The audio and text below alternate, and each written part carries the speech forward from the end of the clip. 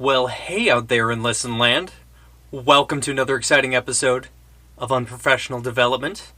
I just wanted to take this moment to just sit down with you, one-on-one, just me and you, no one else, and say, hey, why don't you click like, or subscribe, or give us some amount of stars that would be the maximum, and give us a little review. Tell people how funny we think we are. And get the word out there for all of us, for all the teachers out there, for all the people out there, for all the little people. Because they're what makes a difference. This episode, I'm very excited. We're talking to a real person who does actual professional development. And they're going to tell us some very exciting things. I can't wait. You're going to like this one. This episode is brought to you by Classroom Globes. Classroom Globes. You don't need it, but you always seem to have it. Take this moment, like, subscribe, please send us an email at unprofessionaldevelopmentcast@gmail.com. Give us some questions, give us some comments, and stand professional.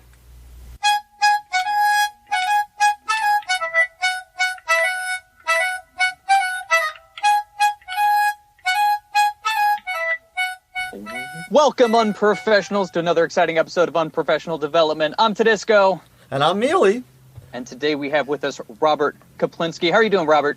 I'm well, thank you so much, guys. So Robert, I met because I'm on the Twitter now. You know, it's the Unprofessional Development Twitter, but Tudisco. You said you're a twit, so yes. That works.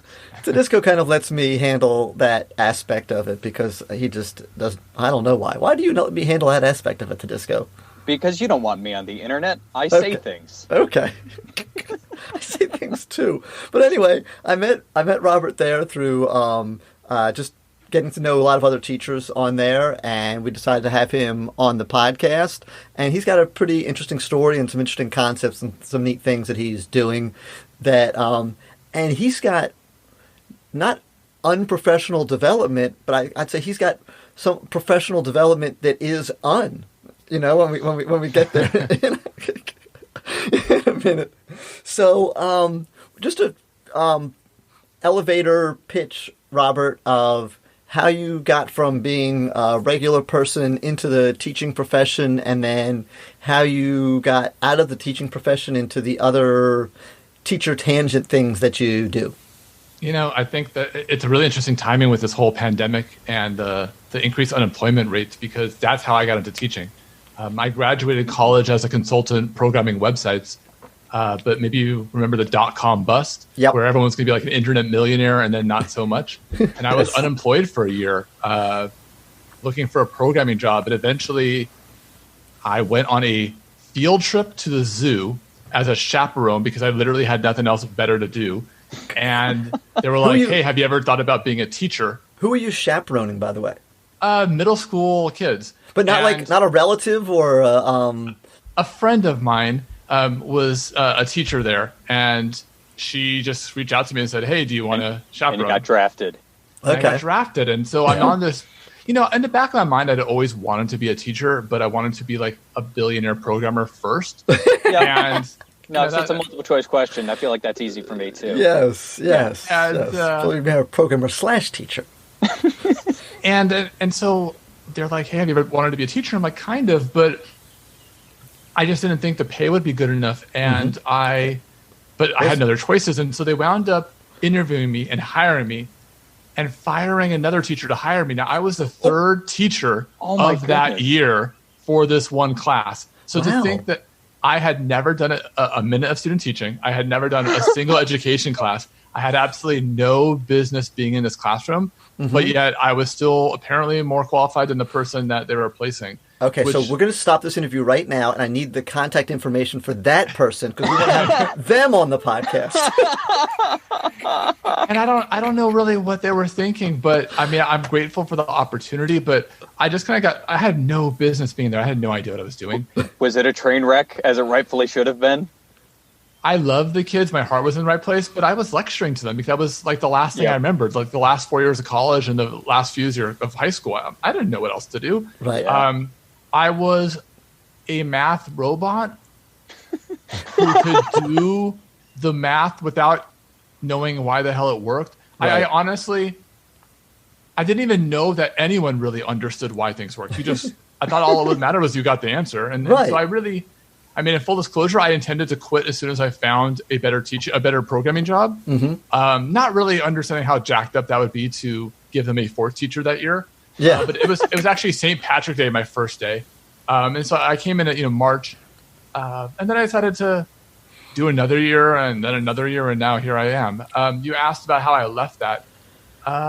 Before we go, I want to go back to that. So, but you were able to manage it and come and do another year because I'm sure you got, by the time you're the third teacher, their trust factor is way low, and you're probably getting the substitute treatment on a big basis, I would think. It was at times a classroom management nightmare, but I also had no perspective, and I think that these kids, I don't know. I think about that Rita Pearson TED Talk sometimes about people don't want to learn from people they don't like, Right. and I really genuinely like these children, and I made it clear to them, and I think that that gave me a lot of leeway for all the incapacity I had as an actual instructor. Yeah, that's cool. And I think that, kind of in terms of how I left that, I think that, we get to a point in our career where we see what's good, but we see all the things that just frustrate us that we don't have as much power over changing. And I started trying to do professional development that I would say was trying to stop more me's from teaching the way that I was teaching, which was really repeating all the crappy experiences that we had when we were students. And I think my own struggles as a student, let me be clear, I was a math major from UCLA. So I on paper seemed to know what I was talking about, but in reality, I didn't know what the hell I was doing. Right. And that was my driving factor. But I think that I kind of always had this bug of trying to do more, that consulting dream of it petered out very quickly because the whole economy collapsed. And so I never really got to explore that. And I think that was something that when the opportunity to work with teachers elsewhere presented itself, it was really attractive. And eventually I found myself doing that more and more until I really had to choose between staying with a district or leaving. Okay. So did you work with other people or someone's, what's the first job that you did that was outside and say, you know what, I think I suck at teaching, but I think I should tell other teachers how much they suck and help them? Fair enough. There's a middle ground in there that would probably be a useful thing. There's that phase where you think you know everything, and then there's that phase where you start to learn, and then the more you learn, the more you realize, I don't know, jack about this. Exactly. And so I really took a ton of professional development, years and years of PD. I don't know it all. What I could say is I'm much more aware of the things I don't know, where initially I didn't even know what I didn't know. Yeah. So I know that where my strengths lie are in helping people use strategies to teach math, but not necessarily deep understanding of the math itself. Right. Okay. So I started presenting at conferences. I started sharing lessons on my website. And then people started reaching out saying, hey, can you help our teachers use that? And initially I was like, who the hell am I? And how the hell do you know who I am? Why would you ever want to talk to me? And I started doing it and people started, it's just like this. If you teach first period and it sucks, second period is a little better, but by fifth period, you're like, damn, actually, it was a pretty good lesson. Right. I've worked with teachers in presentations in school districts, it's got to be hundreds of times now. And so the vast majority of all my rough ends have been rubbed smooth. There you go. And I have a much better idea of how to meet teachers where they're at. But so someone reached out to me. I had been sharing things on my website.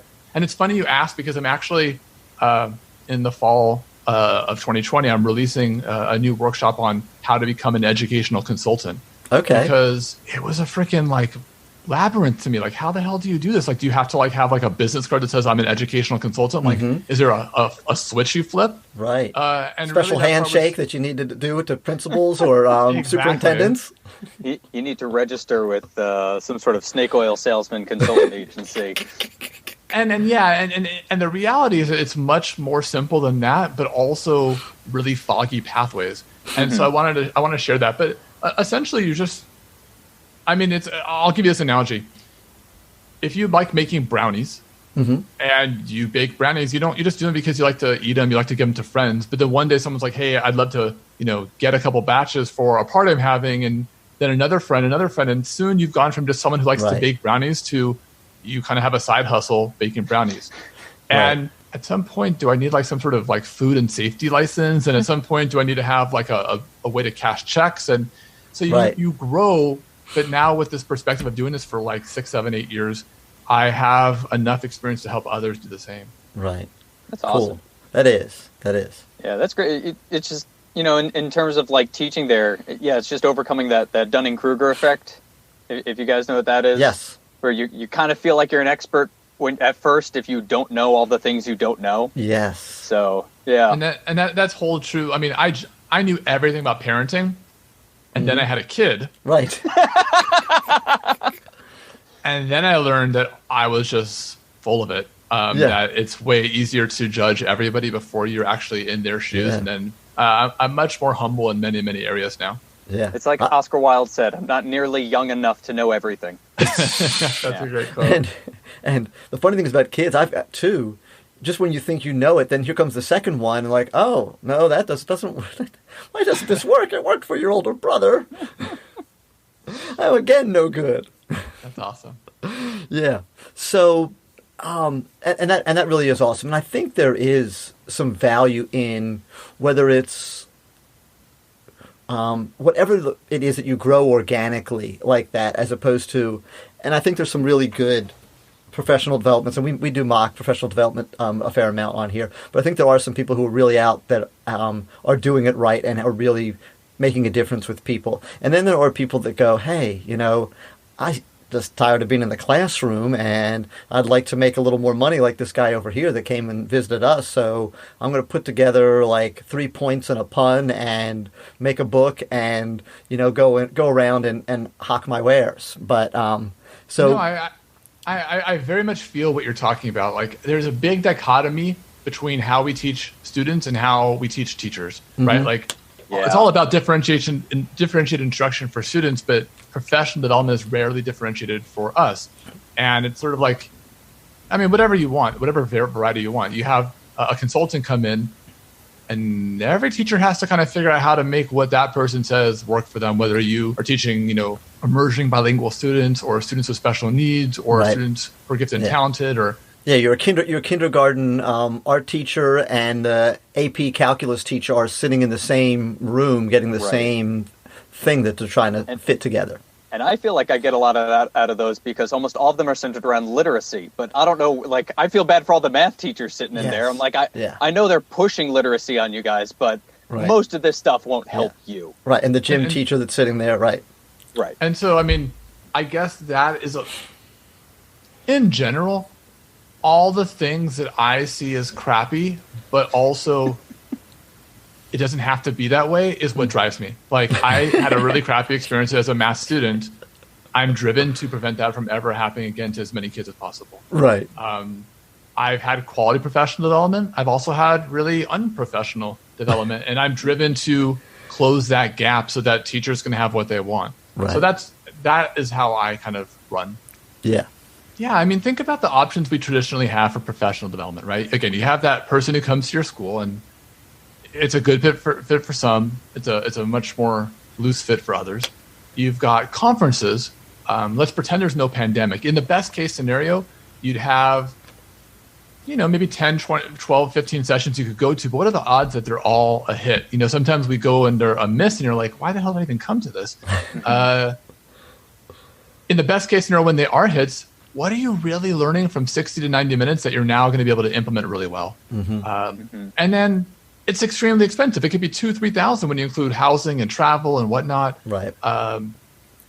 You've also got the time away from your kids, right? It's never easy to be out of the classroom and then have to make sub plans and have to deal with whatever nightmare you're coming back to.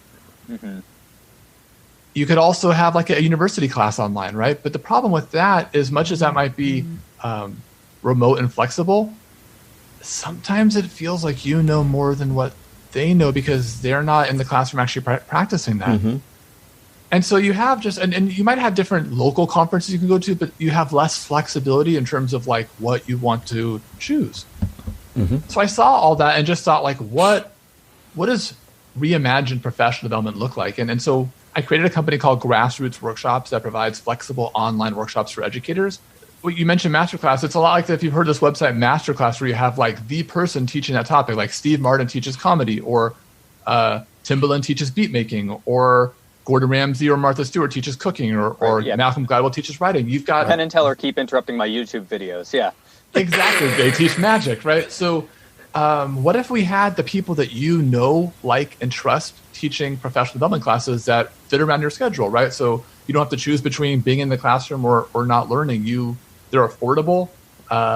You can earn graduate level professional development credits or use them to renew your credential or license or certificate. And really, you have access for much longer. So instead of like 2 days and then you can never really go back and ask questions, you've got access for 16 weeks. So you've got a lot more time it's really professional development that, works around your requirements. I really like that idea. I like the, for lack of a better word, democratization of that, where you're now seeing on the other end, or maybe when I go in there, can I look and I go, hey, this one's got 8,000 views, or this one's got 3 views, and kind of, or we can recommend, and they get recommended, and you kind of start to filter out like the cream will hopefully rise to the top of things that make sense to other people, and go, okay, I watched this, it made sense. In fact, I went back and watched it 3 times because I wanted to make sure when I applied those strategies or that whatever it was that I was going to take into my class that worked. So is there an aspect of that to it as well? Yeah, we don't currently have like a ranking system or something like that, but you can definitely learn more about the workshop before you actually take it to see if it's a good fit. And we have a refund policy so that if it's not something you can actually wind up using in your classroom, then you just get your money back.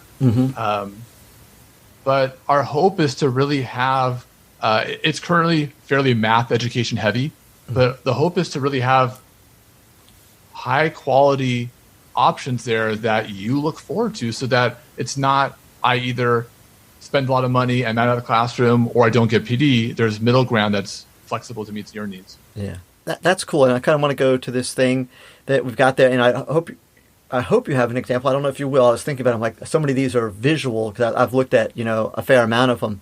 But one of the other big concepts I think that kind of is tied to your name is open middle, because you're known as Robert Open Middle Kaplinsky. Is that true? That has other connotations, but I have worked on the website and the idea, Robert. Open middle. So yes, I could talk to you about that. This is an interesting podcast. No, thank you. I don't think I've laughed as much. Thank you. That makes us feel really good. Awesome. That's why we do this.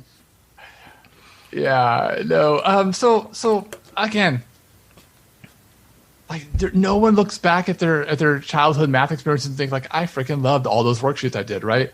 And the reality about those worksheets, and we don't really like it when we give it to our kids. We don't like it when our own like biological children have them or adopted children have them. Like no one likes them, but we keep doing them because we don't know what the hell else to do. Right. Enter open middle. So I can give you a problem that I can describe right now without a visual that will kind of help people think about this. Okay. But the basic idea is it's another way to think about math. And I'll give you like a baseline here. Think about your traditional comparing fraction problem. Okay. It looks like which is bigger, 1/2 or 3/4. And maybe there's a circle in the middle and you have to put like less than or greater than or equal to. And I bet you can imagine a kid having a worksheet of 30 of those. But then the question is, if they get every single one right, does that mean they have deep understanding, or could they have robotic understanding? Right. And if you can't tell, that doesn't bode well. So let me give you a slightly reimagined version of that. Cool. Imagine a fraction that has 2 digits in the numerator in the top and 2 in the denominator on the bottom. Yes. So the question then is, how do you choose digits so that fraction is as close to 1 as possible? So like initially I made 12 over 34. And that's kind of not that close to 1, right? Could you pick different digits? Right. And the reality is you start to realize, okay, I probably could, but now you got some issues here. If you have no conceptual understanding, like none, then you should just randomly pick 4 digits out of the bag every single time, and hopefully one day you're going to get pretty damn close. But even if you get closer, you don't know if you've got the closest one. Mm-hmm. And just at a minimum, the question I want people to think about is this. If a child can do that whole worksheet of traditional comparing fractions problems, but can't do this one, what does that mean? Right. Like, is that a bad thing? Because if you have deep understanding, should you be able to do both? Like, eventually you want people to start realizing, well, okay, I want my numerator and my denominator to have values that are as close together as possible, because that usually is a good thing. Yeah. Or you might realize I need my denominator to have like a bigger value so that it's smaller pieces. And then you start playing around with that. And just both of those statements, that the numerator and denominator having values that are close together, that's conceptual understanding. And if you have that, well, now you're not just pulling numbers out of the bag. You're like, how about like 29 over 31? Like that's closer. Or 39 over 41, or 49 over 51. Yeah. And you start playing around with what are the factors and how do you balance it out. Yeah. And so what I like about open middle and where the name comes from is everyone starts with the same problem. So let me take a step back. People often say, oh, I love open-ended problems. But I think sometimes they don't mean open-ended, they mean open middle. And here's what I mean. There's exactly one right answer to that problem I described. Yeah. So it's a closed-ended problem. It also, everyone starts the same way. So it's a closed beginning problem. What's open is the middle. There are so many ways you could approach it. And so it leads to really interesting conversations where you're like, wait, you got that answer? I got that answer. How did you solve it?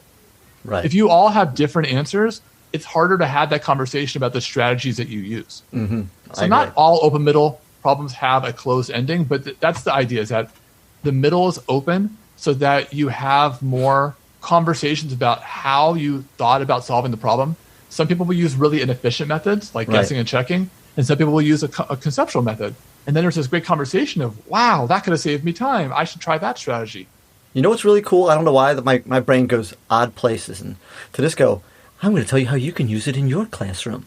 So my thought comes to really good showrunners make open middle problems. So you've got, have you ever like watched a show like Breaking Bad or other ones where you're like, how in the world are they going to unscramble these eggs? And it's like they know where they want the character to be 3 episodes from now, and they know who's going to die and who's going to do that. And then it's like, how do we bridge this gap with this dialogue and all this kind of stuff and all those kind of things? And really, open middle is a problem in life, like you were saying, for someone that wants to be, I want to be a billionaire software consultant. That's an open middle problem that you have to figure out what are the pieces and and everyone can get there different ways, but there is, for lack of a better word, there almost is a finite ending. Yeah, I mean, virtually every reality TV show is open middle. Like, think about The Amazing Race. I'm going to spoil every season for you. In the first episode, there's a lot of contestants. In the final episode, one of them will win. Yes. Oh, shoot, I didn't make it to the last episode.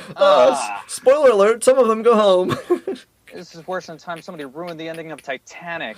Rose killed him. And the reality, that there was totally enough room on that piece of work. Utilize your detritus. Yes. I mean, really, even every treasure hunt story, you know, they start with a map, they end with a treasure. You stick around because you want to know what happens in the middle. So that reality of the middle being the part that's interesting is really worth considering. Yeah. And for English teachers, I mean, that also connects to any time an author uses foreshadowing, right? Or flashback. Right. I mean, or frame story. I mean, there's so many books that begin with the very ending and then jump back 3 years to explain what happened, right? Yeah. And go back to Breaking Bad. Most of the seasons start with explaining what happens at the end of the season, and then you kind of see all the things that led up to that.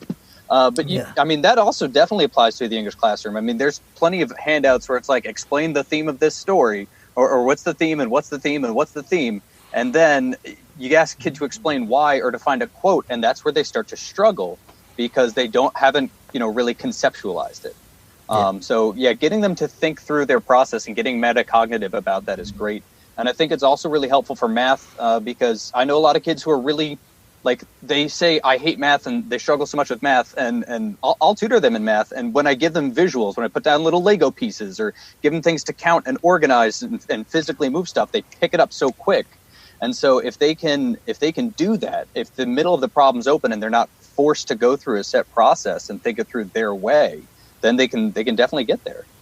Yeah. I think when kids say that they hate math, they hate the way that math has, that their experiences in math, but not necessarily, like, it's almost like I really did not enjoy history as a child because it was just memorize this date and what happened.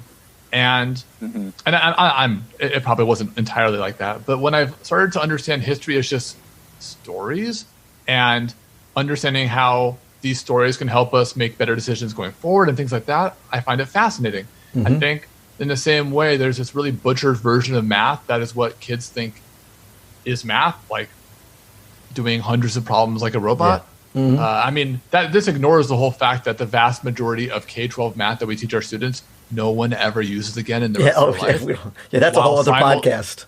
While simultaneously, there's a whole school of math that you actually need right now that isn't being taught. So that's another podcast. I'm really hoping that data and data analysis and all of that really becomes so much. Calculus. Someone decided calculus is the pinnacle. But stats could totally be the pinnacle, and stats is much more used. In their defense, calculus is a really cool word. It is true. And you sound smart when you say, I know calculus. And Robert, you may or may not be aware of this, but I actually was actually looking into it, and I don't know if it's theory or fact, but one of the big things that the reason for that is, and some of the math that we teach, is it's still tied back to beating the Russians to the moon. The space race, yeah. I totally... And so we crammed all this stuff that we wanted to make more hidden figures, basically, to reference in other movies, since we haven't referenced enough movies and TV shows yet today. We wanted to make more, people that could, and that's why calculus is a thing, because I've never heard that before. Yes, but now we don't need that because computer was like these ladies and gentlemen that were standing in a room before, but now there's actual computers that can put a rocket on the moon, so we don't necessarily need to do that, So, So, but yes, I could talk about that. So right. I'm on board. Yeah. It's not like we're going to have a computer in our pocket every day of our lives. No. So, Tudisco, what's the thing that you wanted to ask about? Oh, I wanted to ask you about the hashtag Observe Me movement. So I was looking this up and finding some people doing this, and I really enjoy this. This ties back to one of our previous podcasts with Mr. Administrator, where he talked a little bit about the purpose of observations. So can you talk a little bit about what inspired you to start that and what have kind of been its effects? Observations are somewhat of a four-letter word in education, right? Well, again, it's something that's done to you that you're required to do. That's not really anything you choose to do. It doesn't necessarily benefit you. The best case scenario is that you keep your job, or, I mean, really, I don't know what's a better scenario than that. Like, it's not like it's helping you that much. I mean, there's occasionally times where it helps, but in general, that's not the purpose. The purpose is to just basically pass judgment as to the quality of your teaching. And it's not collaborative at all. And the reality, though, is how the hell did we get to this place? Like, if you remember, so I was a teacher specialist in Downey Unified School District for 8 years. And what I don't think enough people realize is the best part of that job was observing people and having people observe me. I wasn't like, oh, here are all the things that are wrong with you. I was also like, damn, that's a great idea. Why the hell am I not doing that? And I'm not just saying like post it on the wall. I'm like, they would have classroom management tips, or, I mean, just let me make a very simple statement. If you observed 100 teachers and took the best qualities from each of them, you would be a freaking phenomenal teacher. Right. Like, I hope that's an obvious thing. You would be, if you could actually do what they're doing and take their best qualities, you would be one of the best teachers in your state. Yeah. Love or Hate, Teach Like a Champion, the book. That's essentially what they did. And you might not like every single technique in there, but that was the method behind that book. I don't know if you're a fan or a foe of Teach Like a Champion. I'm unfamiliar with that book, but I think it's really good. I mean, and similarly, you'll learn 100 things you don't want to do. Yes. Mm-hmm. Or realize you do them and go, I do that too, and I got to stop doing that. Now I realize that's why the kids are doing this or not doing that. It's because I said it this way, or I did whatever the thing is that I'm now like seeing myself when I watch someone else. Totally. And then here's the other aspect. So that's the benefit of observing someone else. It's not you're amazing. I mean, you could give them feedback, but it's not you're amazing. Like, because normally the person who's doing the observation has the power and is the judger of quality. Uh-huh. And so I think people are afraid of having someone else observe them, but really, like, I'm in there because I want to freaking learn from you. Like, you must have something you can teach me it's crazy that I wouldn't learn from you. Here's the other part now. Again, if you're an elementary school teacher, this might be harder to imagine, but if you're a secondary teacher, you know that when you teach that lesson, again, first period, then second, by the fifth period, you're freaking amazing with that. And it's because you've been picking up information. You've been formatively assessing this lesson and realizing that there are improvements that you can make. And then you try to iterate it the next period, by the fifth time, you're amazing. But you only have one set of eyes and one set of ears, and you just can't be aware of everything that's happening. Now imagine if you could have, I don't know, 5, I'm making up a thing, but like 5 more sets of eyes and ears in the classroom. You would pick up that much more information. You would get better that much more quickly. If you could legitimately have people who would just give you feedback in real time, but not judge you, not tell anyone, like, isn't that amazing? Like, yes. You would be so much better. Yeah. That's the whole point of Observe Me, which is this, somehow, some way, we've lost track of our way. This lady named Heather Cohn, who's another teacher on Twitter, math teacher on Twitter, she shared this sign that invited, from a teacher who had invited people into his class and wanted feedback on some specific areas. And that tweet got like hundreds of retweets and likes. And I was just thinking, like, what the hell is going on? Like, how did we get to a place in education where the idea that someone will welcome you into their classroom is this amazing, noteworthy idea? Like, if everything was right, it should be totally unremarkable. It should be, yeah, frickin' that's what we do. You go into a classroom, you watch when you've got some time. But yeah, we all know that it is remarkable. And so I thought on it, and eventually I wrote up a blog post with kind of a slightly modified structure of inviting people in, saying specifically what you would like feedback on, which has been an interesting telephone game I'll talk about, and then putting a hashtag Observe Me so that you could share it on Twitter and kind of help it go viral. Right. And to my great surprise, it really freaking took off. And then other math teachers doing it. Then there were teachers in other states doing it, teachers in other countries doing it, teachers in other subjects doing it. And now it's got a life of its own. Admin are doing it. Like, there's been thousands and thousands of Observe Me tweets and Observe Me signs. And my hope is just, like, the group is always smarter than the smartest person in the group. Yes. Right? The best people we could learn from are the people in your building. Yes. Because they get what you're going through. So if we can find a way to really take control back of our own professional development, of our own observations, I think that we could all do so much better. So there have been challenges with the specifics. That's the basic idea of Observe Me. And that's, I mean, Tudisco, I think you'll agree that that's kind of a tangent to the idea of this podcast, is that teachers know stuff.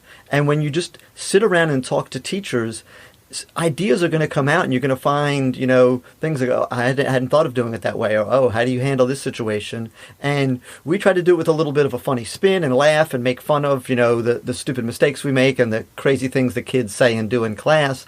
But at the end of the day, yes, you should be learning while you're doing that. And well, I don't make mistakes because I'm perfect, but I agree with the rest of it. Yeah, that's why we have you here, Tudisco, so that we have the one goal to attain to. We can, Yeah, no. WW Tudisco do is what is the new hashtag I want to put out there.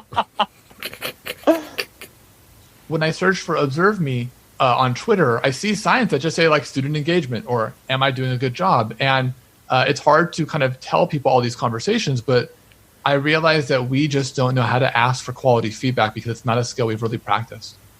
And the same thing with giving feedback.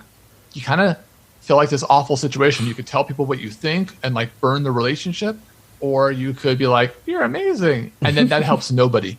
Right. And how do you give good feedback? There's this research from a guy named John Gottman who had done research around, like, marriage. And the shortest version is you need a ratio of positive things to suggestions. And that ratio you might think is 1-to-1, like one good thing for one bad thing. And the reality is actually it's 5-to-1. And so, because sometimes you'll be in there, you'll be like, there are a lot of things that need to change, and you can't think of anything that you like. So the compliment sandwich needs like 2 more layers of bread at least, is what you're telling me. Yeah, and I think that part of it is that we take for granted what we're familiar with. And for example, if kids are not all sitting in rows, just looking at the teacher taking notes, there's a lot of great stuff going on. Like, if they're in small groups and talking, then you've got good grouping, you've got good social norms, you've got, sentence, whatever you've got. but we take that for granted and we just focus on all the things we wish were different. So sometimes when I find 10 things that I wish could be different, I think, okay, Robert, you just can't. So what's the one thing? And now how do you find 4 or 5 more things that are good?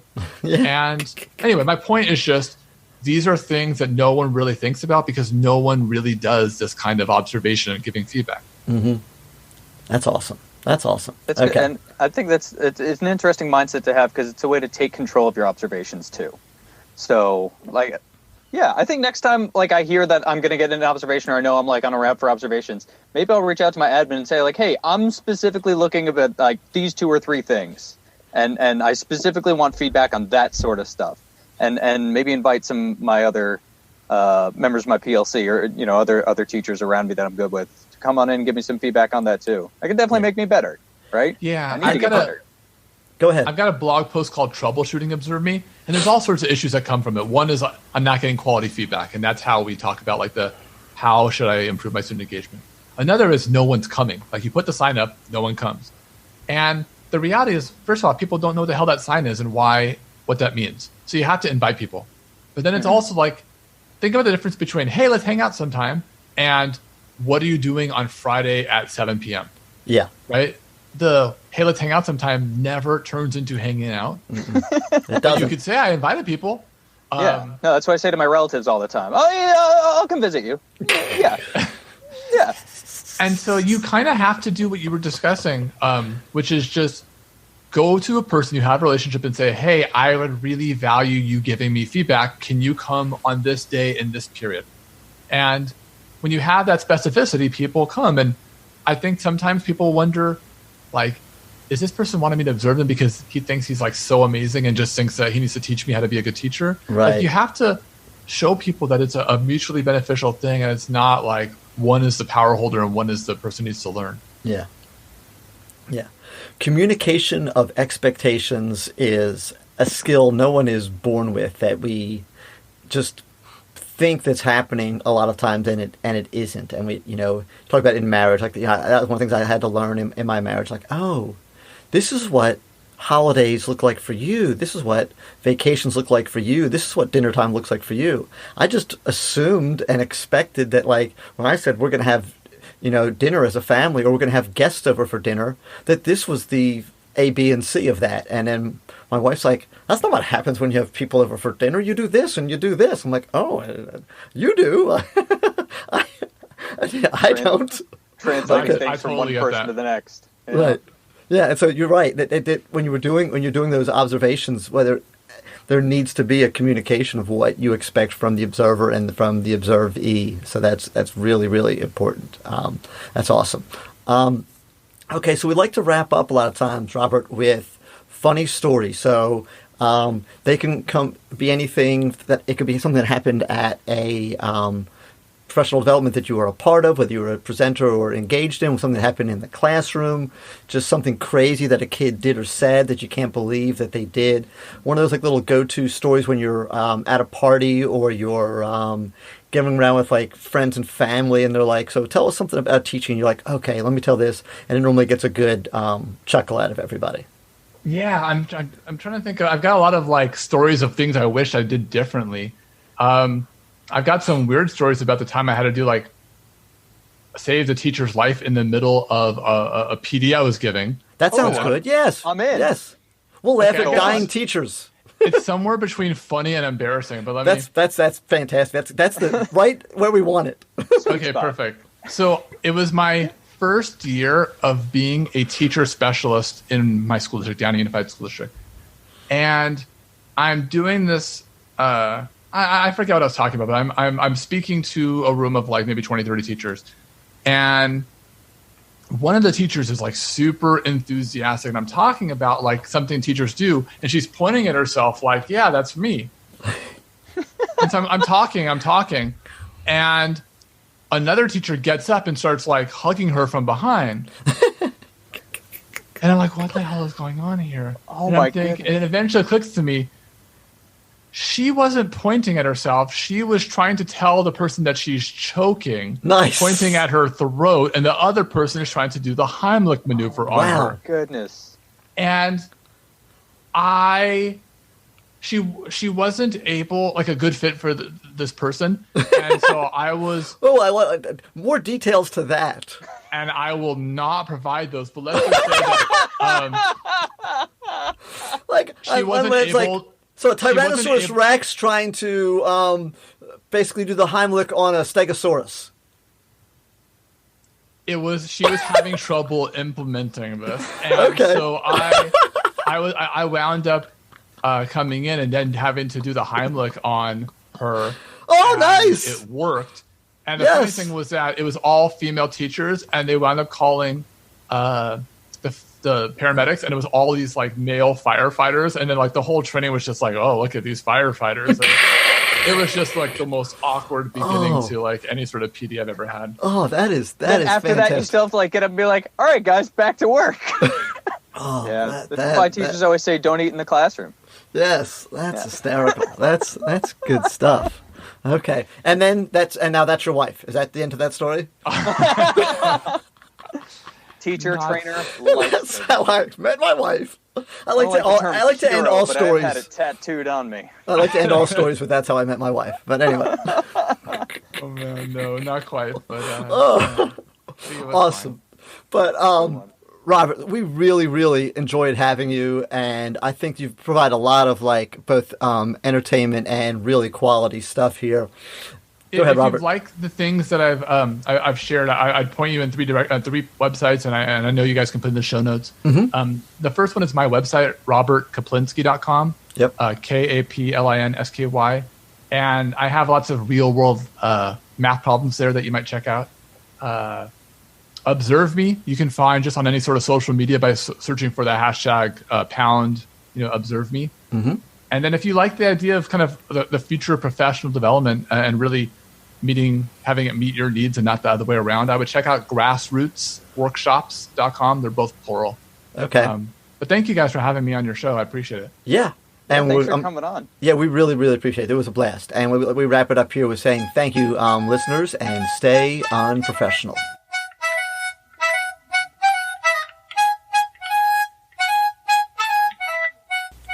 And that's it. That's the whole episode. You heard it. Congratulations. And you made it all the way to the end. Which, honestly, more congratulations to you. Unless you're possibly tied down in a chair in someone's basement. I don't know whether they would use this to torture you, though. I mean, there's so many more irritating, audible choices. But thanks for sticking with us anyway. Take this moment. Like, subscribe. Hey, look at the links that we left for all of Kaplinsky's sources, because he has some really great resources that can help you, even if you're not in the math classroom. Just give you some things to think about and work around in terms of how to structure questions and how to take more control of your observations, make them more meaningful for you. So take a moment and build yourself up in that way, and then if you can, leave us some love, leave us some comments. Tell us if any of this helps, or if you're interested in getting more guests just like this. Yeah, keep us in the loop. All right, stay unprofessional.